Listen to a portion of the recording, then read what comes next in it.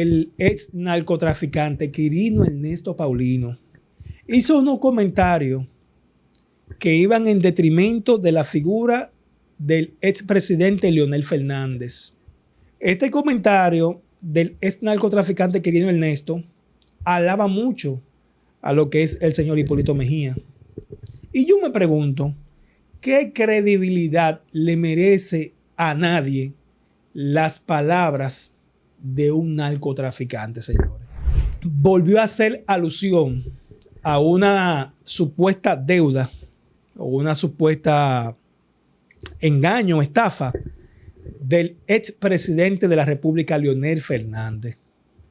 Caramba, señores, resulta que yo he visto muchos sectores, muchas figuras, incluyendo opositoras, salir en defensa de Leonel, señores.